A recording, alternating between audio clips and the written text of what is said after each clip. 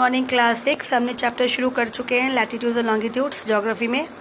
Chapter 2 है ये, और हमने इसकी लास्ट क्लास में डिस्कस किया था लैटिट्यूड्स एंड लॉन्गिट्यूड्स और उसके इम्पॉर्टेंस लैटिट्यूड्स कौन कौन सी है। तो वापस से एक बार देख लेते हैं कि लैटिट्यूड्स किसे बोलते हैं एंड लॉन्गिट्यूड्स किसे बोलते हैं। तो लैटिट्यूड्स किसे बोलते हैं? द लाइन जो इमेजिनरी लाइन जो है रन करती है किसके बीच में? ईस्ट और वेस्ट ज्वाइन करती है। ईस्ट और वेस्ट लाइन जो ज्वाइन करती है उसे ये लैटिट्यूड्स हो गए। तो इसी तरह से लैटिट्यूड जो है सबसे ज़्यादा देखा जाता है कि जो बॉर्डर है बहुत ज़्यादा वो किस में है? सेंट्रल में आता है, इक्वेटर में। और जैसे जैसे ऊपर हम मूव करते हैं हमारा जो है वो जो लैटिट्यूड्स जो है धीरे धीरे वो उसकी जो लेंथ है वो छोटी हो जाती है। ठीक है, तो इस तरह से हम लोगों ने ये डिस्कस किया हुआ था लास्ट क्लास पे। फिर हमने डिस्कस किया था कि जो है मेन वाला इक्वेटर वो 0 डिग्री है। फिर उसके बाद वाला जो आता है वो आता है tropic of cancer. Tropic of cancer 23.5 degree है। और ये ऊपर की तरफ है तो नॉर्थ हो जाएगा। फिर 23 के बाद 66.5 डिग्री आ जाता है। 66.5 डिग्री ये आ गया आर्टिक सर्कल, ये भी नॉर्थ वाला जाएगा। वैसे ही फिर नीचे साउथ में आएगा, तो साउथ में इक्वेटर के बाद 0 डिग्री के बाद 23.5 डिग्री हो जाएगा, वो हो जाएगा कैप्रिकॉन, ट्रॉपिक ऑफ कैप्रिकॉन। फिर 23 के बाद 66 आ जाएगा, वो हो जाएगा एंटार्क्टिक सर्कल। और उसके बाद ये ऊपर नॉर्थ और नीचे वाला साउथ पोल, तो वह 0 डिग्री 90 डिग्री। ऊपर वाला 90, नीचे 90, तो 90 180 डिग्री। तो टोटल 180 डिग्री लैटिट्यूड्स। और हमने लॉन्गिट्यूड्स भी किया था जो नॉर्थ और साउथ पोल को ज्वाइन करता है इस तरह से। और जो दोनों इस तरह से जो मर्ज करते हैं उसको क्या बोलते हैं? ग्रिड्स, है ना। तो इस तरह से जो ये 1 ग्रिड्स, तो इस तरह से हमने डिस्कस किया हुआ था। आज हम डिस्कस करेंगे हीट जोन ऑफ द अर्थ कि कितने सारे हीट्स जो लेयर्स हमने बताई कि 0 डिग्री इक्वेटर, फिर tropic of cancer 23.5 degree, tropic of cancer cancer, फिर नीचे tropic of Capricorn CAP short form में, फिर आर्टिक एंटार्क्टिक। इस तरह से जो था उसी तरह से अब इसको जोन वाइज डिवाइड करेंगे कि कौन से एरिया को सबसे ज़्यादा हीट मिलता है, सन की रोशनी मिलती है, गर्मी सबसे ज़्यादा होती है। As we move away from the equator, कहा कि जैसे हम अर्थ इक्वेटर के अवे जाते हैं, मतलब ये इक्वेटर हो गया 0 डिग्री, ऊपर की तरफ जाएंगे तो अवे हो गया, नीचे की तरफ जाएंगे तो वो भी अवे हो गया। जैसे हम दूर जाते हैं इक्वेटर से तो क्या बोल रहा है, क्या है? The latitude decreases but the temperature increases. यहाँ पे एक चीज़ का ध्यान देंगे ना, क्या बोला जा रहा है कि जैसे हम इक्वेटर के दूर जाते हैं तो 0 डिग्री बहुत गर्मी होती है, क्योंकि सबसे ज़्यादा हीट डायरेक्ट सनलाइट मिलता है इक्वेटर को, सन का। तो यहाँ पे हम ऐसे ऊपर जाते हैं तो हमारा जो है लैटिट्यूड डिक्रीज होती है, इसकी जो पूरी जो ब्रेथ है उसकी वो डिक्रीज होता है, क्योंकि ऊपर जाता है तो वो धीरे से लास्ट में गोल छोटा सा ऊपर आ जाता है।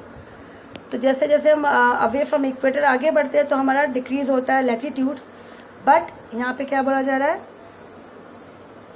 साथ में, बट ऑल्सो द टेम्परेचर। तो टेम्परेचर भी जो है वो आगे आगे हम जाएंगे तो क्या हो जाएगा? टेम्परेचर डिक्रीज हो जाएगा, कम होते जाएगा। मतलब गर्मियाँ जो है धीरे धीरे ऊपर जाएंगे तो और कम होती जाएगी। यहाँ पर भी वैसे नीचे से इक्वेटर से अगर हम नीचे तक आएंगे तो हमारी जो है टेम्परेचर जो है वो डिक्रीज हो जाएगी। लेकिन वैसे ही अगर हम वापस क्लोज जाएंगे इक्वेटर के, क्लोज आएंगे इक्वेटर के पास आएंगे इक्वेटर के, तो क्या हो जाएगा? टेम्परेचर क्या हो जाएगा? इंक्रीज हो जाएगा। ठीक है, तो इसी तरह से this is because the equator and the region near it receive direct ray of the sun, क्योंकि ये सन का पूरा रे जो है, ये सन रोशनी जो है सन की इस एरिया को ज़्यादा मिलती है, सबसे ज़्यादा मिलती है इसी एरिया को। ठीक है, डायरेक्ट रे ऑफ द सन इसकी तरह से। अब यहाँ पे क्या? Direct ray of the sun gives more heat, सबसे ज़्यादा अगर रोशनी मिलती है सन की तो फिर इसकी हीटिंग एनर्जी भी ज़्यादा होगी, बहुत गर्मी होगी। और जहाँ पर स्लैंटिंग है, ये स्लैंटिंग हो गया, मतलब ये पूरा स्ट्रेट नहीं है, थोड़ा स्लैंट में जा रहा है, तो स्लैंट वाले एरिया में क्या हो जाएगा? इसकी हीटिंग तो है कम हो जाएगी। So on the basis of the different amount of the heat और ऊपर वाला तो एकदम हो जाएगा कम, क्योंकि इसको बहुत कम मिलेगा। तो इसी तरह से अर्थ को जो हीट मिलता है सन से, उसी के अकॉर्डिंग अर्थ को डिवाइड किया गया zone wise, heat zone wise. ठीक है, तो अब यहाँ पे देखो सबसे पहला वाला जो सन को, अगर मान लो ये सन है ना, तो सबसे ज़्यादा रोशनी किसको मिल रही है? हीटिंग स्ट्रेट, ये स्ट्रेट लाइन मिल रही है, ये स्ट्रेट लाइन जा रही है, ये वाला जो है स्लैंट ला रहा है, ये वाला स्लैंट जा रहा है, टेढ़ा जा रहा है, और ये ऊपर वाला जो है वो एकदम ही नीचे से जा रहा है, मिल ही नहीं रहा है, बहुत कम मिल रहा है, क्योंकि वो ऊपर से क्रॉस होकर निकल जा रहा है सन की, कहीं और चला जा रहा है। तो जो थोड़ा बहुत टच हो रहा है उस एरिया को मिलता है। तो ये वाला जो सबसे ज़्यादा मिलता है इसको टॉरिड जोन कहते हैं, बहुत गर्मी होती है इस एरिया में। फिर इसके बाद जो स्लैंट वाला है वो टेम्परेट जोन आता है, और जिसको एकदम कम मिला है वो फ्रीजिड जोन। इसीलिए फ्रीजिड जोन जो है वो हमारा ग्लेशियर वाला है, जहाँ पे बर्फ़ जो है, जो ग्लेशियर्स है, पहाड़ जो है मोस्टली ग्लेशियर्स वाली, वो इसी जोन में है, फ्रीजिड जोन में। ठीक है, तो इसी तरह से कितने जोन में डिवाइड किया? इसे 3 जोन में डिवाइड किया, torrid zone, temperate zone, frigid zone.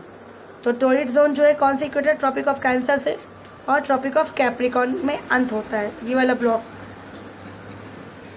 Arctic and Antarctic वाला हो गया टेम्परेट जोन, और फ्रीजिड जोन हो गया, that was North Pole and South Pole जो हो गया वो फ्रीजिड जोन हो गया। ठीक है, कि जो भी हमने डिस्कस किया वो वही चीज़ बताया जा रहा है। एक बार रीड करोगे देखोगे कि ट्रॉपिक ऑफ कैंसर और ट्रॉपिक ऑफ कैप्रिकॉर्न के बीच में ही टॉरिड जोन होता है। इसका मतलब सबसे ज़्यादा सन रेज है इसी एरिया को मिलता है। ठीक है, फिर आगे ऊपर देखते हैं। फिर टेम्परेट जोन जो है उसके ऊपर वाले Arctic circle and Antarctic circle को बोलते हैं। फिर उसके बाद फ्रीजिड जोन जो हो गया North Pole and South Pole को बोल रहे हैं। ये सारे हो गए, इसे याद रखना है डायग्राम्स के साथ। अब जो आता है फ्रीजिड जोन जो होती है, जहाँ पे सनराइज बहुत मतलब कम मिलती है देखने को, और सन रेज बहुत कम होती है, तो ये जो है North Pole and South Pole जो है। ठीक है, तो कहाँ पे ये किसके बीच में? Arctic circle and North Pole, northern hemisphere. South and frigid zone जो है वो Antarctic circle and South Pole के बीच वाला जो हिस्सा है। ये कहा गया इस जोन में रिसीव एक्सट्रीमली स्लैंटिंग, बहुत ज़्यादा स्लैंट होती है, इतना ज़्यादा कि वो, मैंने कहा थोड़ा सा टच करता वापस, मतलब इस वाले एरिया को नहीं मिला, सिर्फ इस एरिया को मिला। तो जिसके कारण पता है इस एरिया में ना 6 मंथ्स डे होती है। जिस एरिया को टच किया उसी एरिया में 6 मंथ जो है वो मंथ जो है वो सन दिखेगा, तो ये डे होगा। ये कंटिन्यूसली 6 मंथ्स डे रहेगा, और जिस एरिया को नहीं मिला इस एरिया में वो 6 मंथ्स नाइट रहेगा, ये नाइट रहेगा 6 मंथ। सेम यहाँ पर भी होगा वैसे ही, सन की रोशनी जो मिलेगी इस एरिया में, तो ये एरिया हो गया 6 मंथ्स डे, और ये वाला एरिया आ जाएगा 6 मंथ नाइट वाला। और एक्सट्रीमली वेरी कोल्ड, बहुत ज़्यादा सर्दी होती है ना। लॉन्गिट्यूड्स, अब इसको वापस डिटेल में पढ़ेंगे लॉन्गिट्यूड्स को। The longitude is the place of a place is the angular distance of that place east to west of the prime meridian. It is also mentioned in degree. तो longitude जो है, जैसे सबसे पहले longitude north और South Pole, मतलब ये join करते हैं, इस तरह से लॉन्गिट्यूड्स हो गए। ठीक है, तो लॉन्गिट्यूड ऑफ अ प्लेस जो है कोई भी जगह का हो जो जहाँ से वो क्रॉस घूम रहा है, तो इसकी जो डिस्टेंस है ये हो गया हमारा ईस्ट, ये हो गया वेस्ट। तो मिडिल एक पोर्शन को मेजरमेंट के लिए एक मेन चाहिए हमारा, कि हम किसके अकॉर्डिंग इसको मेजरमेंट करेंगे। तो जो कोई भी एक पोर्शन को ले लिया गया जो मिडिल से एकदम एग्जैक्टली दोनों के बीच में से होता है, उसको बोला गया प्राइम मेरिडियन। ठीक है, जैसे मैंने इसको ले लिया 1 2 3 और ये 1 2 3, तो ये मिडिल वाला हो गया, तो इसको मान लो ये प्राइम मेरिडियन हो गया। तो इसी तरह से एक वैसे ही ले लिया गया of that place east to west of the prime meridian. It is also measure in degree, और सभी को डिग्री में मेजर किया जाता है। The angle of measurement is formed at the centre of the earth, और उसको एंगल जो है इस तरह से एक बार देख लेना, यहाँ पर ये 0 डिग्री इस तरह से शुरुआत हुआ, ये प्राइम मेरिडियन हो गया।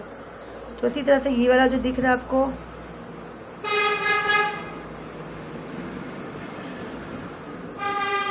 तो ये पूरा सर्कल है, तो उस साइड भी नीचे भी जाएगा, है ना, इस साइड भी जाएगा, तो ये 0 डिग्री है, दैट इज प्राइम मेरिडियंस।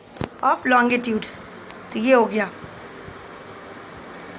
तो वे कितने टोटल्स, ये 360 वन साइड है तो नेक्स्ट में भी 360 होगा। तो इधर 180 इधर भी 180 इक्वल्स टू 360 डिग्री है। पूरा का पूरा लाइन्स कितने 360 के है। The most important lines of longitude is the prime meridian. तो सबसे इंपॉर्टेंट कौन सा है, जो मिडिल से क्रॉस हो रहा है, ये वाला। देखो कि डॉट डॉट डॉट करके इस साइड से भी आगे भी गया, उस साइड में गया, तो दोनों साइड क्रॉस किया, इधर से होते हुए उस साइड, दोनों साइड गया। तो इस तरह से ये प्राइम मेरिडियन हो गया हमारा। और it is consider as a starting point, इसे स्टार्टिंग पॉइंट करके माना जाता है, इसीलिए इसको 0 दिया गया है। Now it passes through the British Royal Observatory at Greenwich near London. और ये कहाँ से क्रॉस करता है, ब्रिटिश रॉयल ऑब्जर्वेटरी जो है ग्रीनविच में, वहाँ से क्रॉस करता है नियर लंदन में। Opposite to its meridian is the 180 longitudes. तो इसके बाद वाला जो आएगा, इसके दोनों साइड में 180, इस साइड से इस साइड से 180।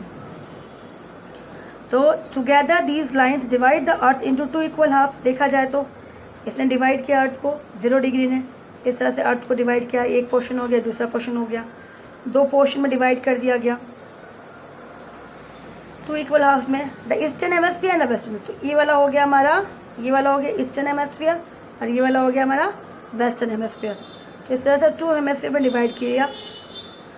ईस्टर्न हेमिस्फीयर कितने हो गए 180 लाइन हो गए, वेस्टर्न में 180 हो गए, तो इक्वल्स टू 360 हो गया।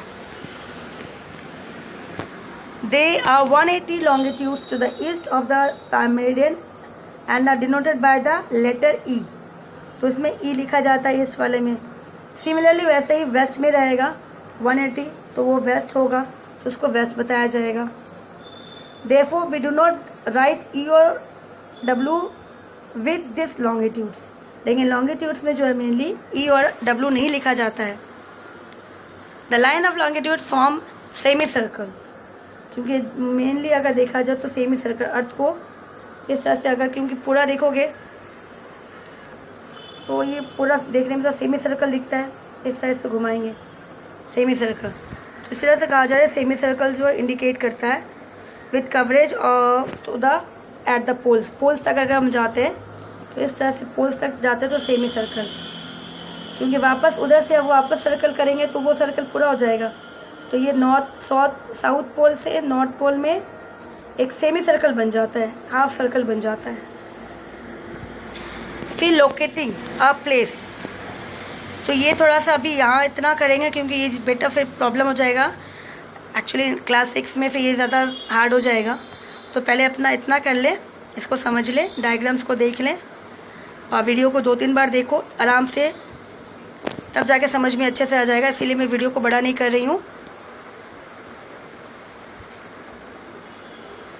ठीक है। फिर हम लोग नेक्स्ट क्लास में हम लोग आगे पढ़ेंगे कि कोई भी प्लेस के टाइम्स को कैसे पता करेंगे और उसमें उस एरिया को फाइंड आउट कैसे करेंगे, वो हम लोग नेक्स्ट क्लास में करेंगे। तो फिलहाल लॉन्गिट्यूड्स और लैटिट्यूड्स को अच्छे से समझ लो ध्यान से, और एक बार खुद रीड करो तो और अच्छे से समझ में आ जाएगा, ठीक है।